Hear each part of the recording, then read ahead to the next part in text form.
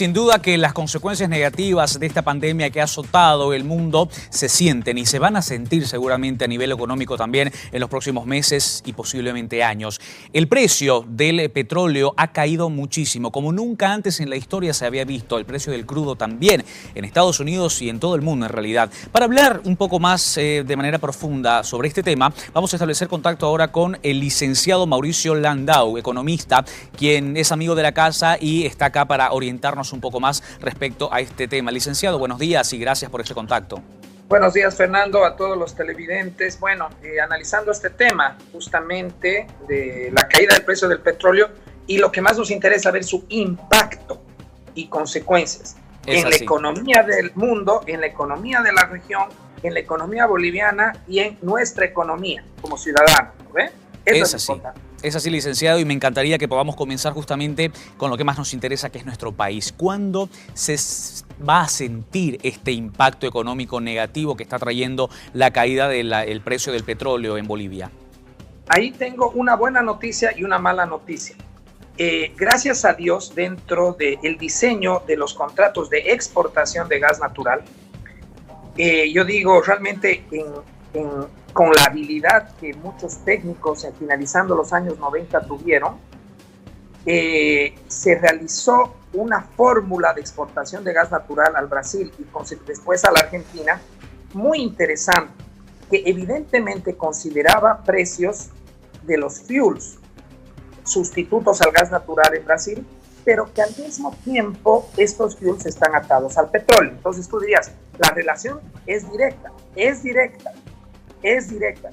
pero la fórmula tiene un mecanismo de amortiguación que lo que hace, para explicarlo de manera sencilla, va licuando los precios por periodo. Entonces, para que realmente se vea un impacto de un precio de menos $30 por barril negativo o un precio de casi cero, digamos, un precio de casi cero, se necesitaría un periodo de tiempo largo, por lo menos de 30 días seguidos que tenga ese precio bajo. Si no, ya lo vas licuando con los precios nuevos que se estima que ya van a ir recuperando. Ojo, no irán recuperando a los niveles a los que alguna vez nos vimos acostumbrados. Mi análisis como economista es de que por un corto a mediano plazo, el precio promedio del barril recuperará como máximo entre 35 y $40 el barril, que ya es una cifra mucho más baja a las que en muchos momentos tuvimos, sobre todo en estos últimos 10 años, de 80, de 100, de 90, de 70 como promedio. Entonces, evidentemente, ahí viene un tema crítico. Tenemos la buena noticia de que el precio se licúa, el impacto fuerte no es tan directo ni tan rápido, porque la fórmula también te da un lapso de 3 meses, 90 días, para que ese precio del día de hoy se ejecute. Eso es un tema de yo quiero realmente honrar y felicitar a los equipos negociadores del gas al Brasil en la década de los 90 y un poco yo también como pupilo de ellos, porque yo participé en el diseño matemático de esa fórmula y que en algún momento durante el anterior gobierno nos la criticó demasiado, porque lo que ellos querían era hacer contratos binacionales con precios definidos de acuerdo a afinidad ideológica. Bien. Lo que hace Venezuela con Cuba. Pero ahora esa fórmula es vigente. Y sí, el precio permanecería en este nivel tan bajo, recién en 3 meses, 90 días, veríamos el efecto en cuanto a recaudaciones. Ahora, tomando en cuenta lo que usted nos dice, licenciado Landau, ¿cómo debe prepararse la población en nuestro país para afrontar esta crisis económica que va a traer como consecuencia esta situación? ¿Y cuánto afectará a los presupuestos de las gobernaciones, del municipio y, por supuesto, de las universidades, también de las instituciones? La coparticipación. Lo que hay que entender un poco que la crisis energética en Bolivia al día de hoy no es casi un tema de precio. Ojo, ya los precios no están ayudando, ¿cierto? El problema que tenemos con la industria energética, sobre todo la de exportación, es volumen. No hay gas certificado, no hay cómo hacer compromisos a largo plazo. El contrato con el Brasil venció el 1 de diciembre, Fernando. Venció. Se lo ha extendido por 40 días, 4 meses y ahora una nueva adenda por 4 años, pero ya no con las condiciones de volumétricas de antes. Entonces tienes un tema, precio, volumen, se han reducido ambos. Por ende, los ingresos del IDH y regalías se ven menguados.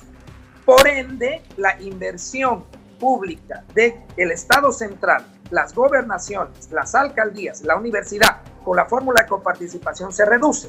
Por ende, se desacelera la economía. No te olvides que estos entes públicos son los mayores contratadores de servicios y de mano de obra en épocas de inversión pública.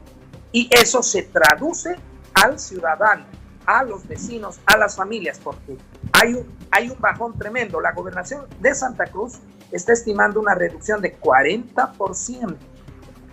A mí, ¿qué me preocupa en demasía? Tarija. Tarija ya con las condiciones anteriores a esta caída, ya tiene crecimiento negativo del PIB hace 2 años consecutivos, entre -8 y -7%. Bien. Con esto más, ¿qué perspectivas tienen los departamentos monoproductores de gas natural, ¿no? Ahora, tomando en cuenta esto que usted nos está explicando, licenciado, ¿cómo se puede recuperar la economía en nuestro país después de este panorama? Bueno, yo divido el escenario en 3. La coyuntura al día de hoy, ¿no? La cuarentena y ¿cómo se llama? El estado de emergencia. Eso es un elemento. Este es un elemento que ya muestra niveles de desaceleración y el gobierno ahí tiene que coadyuvar. Mucha gente critica los bonos. Desde mi punto de vista como economista, yo no le veo otra. No le veo otra para de alguna manera, parcialmente, no totalmente, motivar a que la gente se quede en casa. Después viene el siguiente periodo, es el día D. Empezamos a salir gradualmente de la cuarentena, pero vas a tener una actividad económica totalmente menguada. ¿Por qué? Porque lo que todo gobierno no quiere o trata de evitar es que la demanda agregada no caiga, porque la demanda agregada en la sociedad es consumo, y el consumo es ingreso, es inversión y es producción. Al ser menguada, la alternativa más viable es la canalización de créditos productivos, y eso lo tiene que hacer el Estado a través de la banca privada. Ya hay una ley, pero hasta el día de hoy no hemos visto la parte reglamentaria. ¿Cómo, cuándo, por qué, en qué situaciones, cuánto es la tasa de interés? Estamos al día de hoy en la parte general. Después, ¿qué viene? El mediano y largo plazo. Bolivia definitivamente tiene que ir pensando en otras alternativas de ingresos que ya no sean recursos naturales, ni no renovables, ni renovables también. Porque no nos olvidemos que el sector agroindustrial también depende de precios internacionales y estos están fluctuando.